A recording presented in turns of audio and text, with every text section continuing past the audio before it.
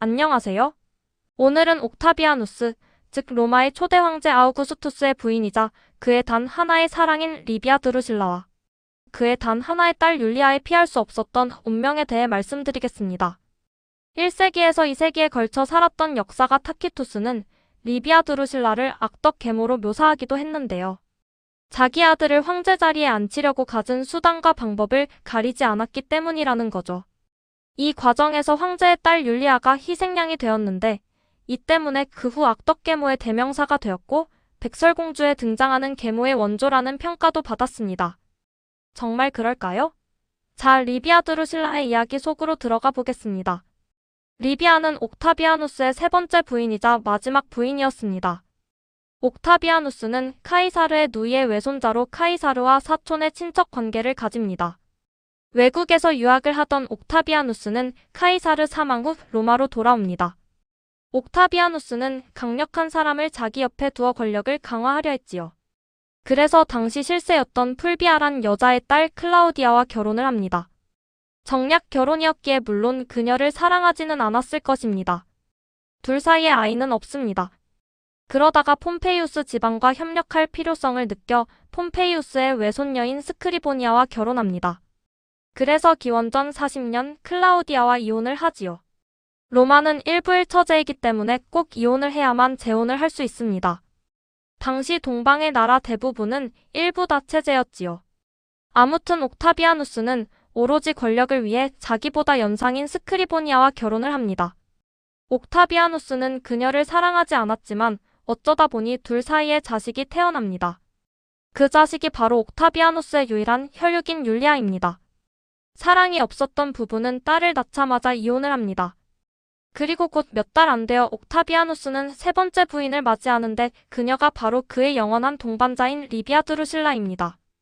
이때가 기원전 38년이었지요.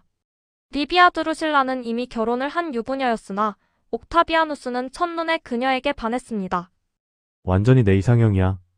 여성 편력이 심했던 옥타비아누스가 이제 진정한 사랑을 만나 정착한 것입니다. 그는 곧 그녀에게 다가갔고 이혼한 후 자기와 결혼할 것을 명령했지요. 당시 가장 강력한 권력을 가지고 있던 옥타비아누스의 명령을 거절할 수는 없는 일. 리비아는 남편과 바로 이혼을 했습니다.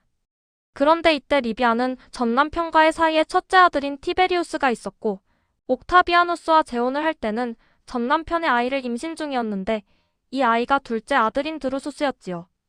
옥타비아누스는 자기의 친자식이 아님에도 결혼해서 태어난 아이라 둘째 아들인 드루수스를 자기 아들처럼 아껴주었다고 합니다. 이후 악티움의 전에서 승리하고 옥타비아누스는 아우구스투스로 성을 바꾸고 황제가 되지요. 리비아는 차기 황제 자리에 자기 아들 중 한 명을 앉히고 싶어 했다고 합니다. 그래서 율리아를 구박했다고 하는데 물론 아무런 근거도 없지요. 그렇다면 황제의 딸 율리아가 정말 백설공주처럼 착한 여자였냐 하면 절대로 그건 아니었습니다. 엄마 아빠를 닮아, 특히 엄마 스크리보니아를 닮아 남성 편력이 너무너무 심한 여자였지요. 어릴 때부터 싹이 노랬던 망나니였다고나 할까요?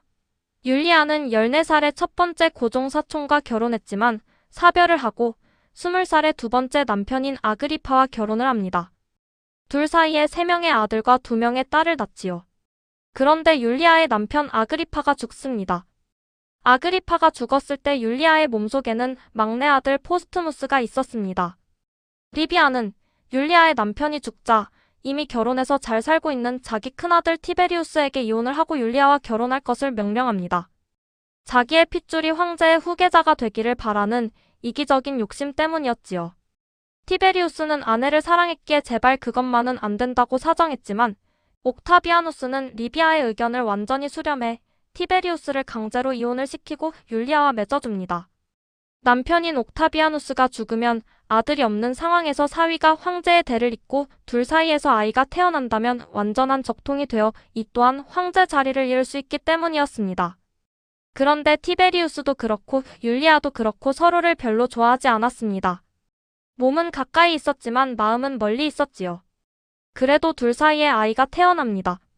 그러나 첫째는 유아기 때 사망했고 둘째는 유산이 되어버렸지요.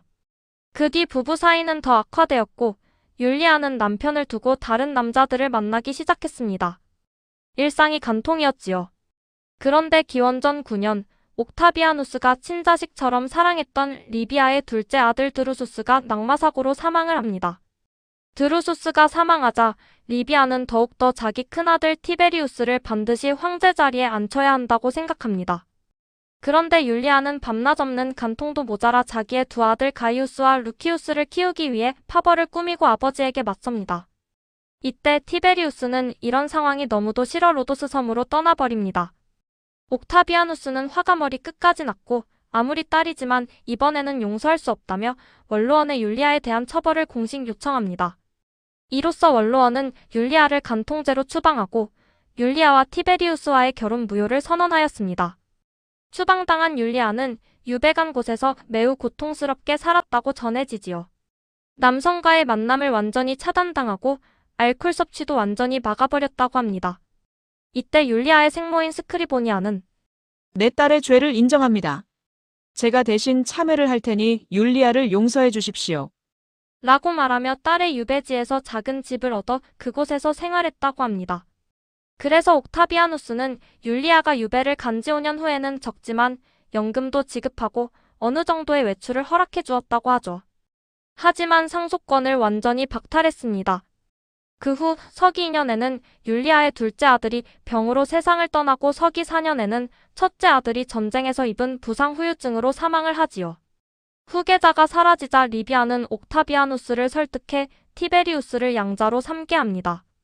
부인 리비아의 말이라면 파트로 메주를 쏜다고 해도 믿는 옥타비아누스는 그녀의 말을 따르지요.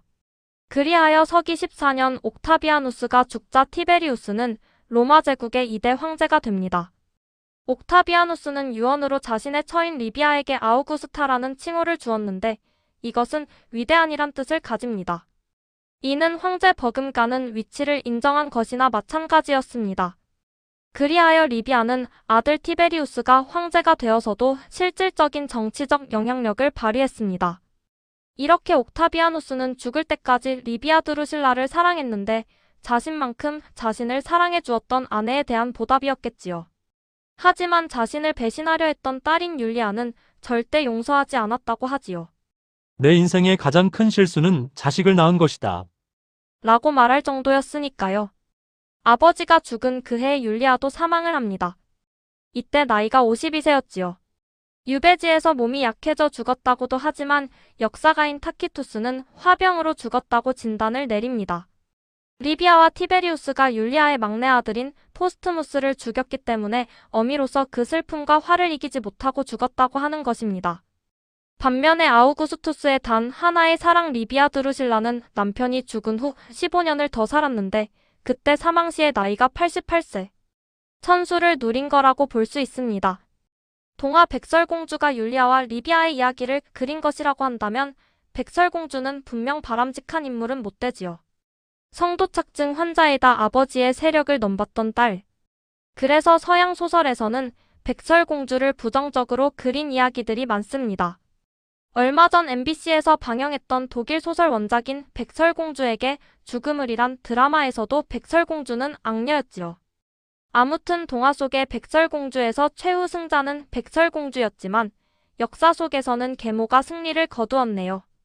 결국 권력자의 진정한 사랑을 받은 사람이 최종 승리자가 된다는 것을 보여주는 예라 할 수 있겠습니다.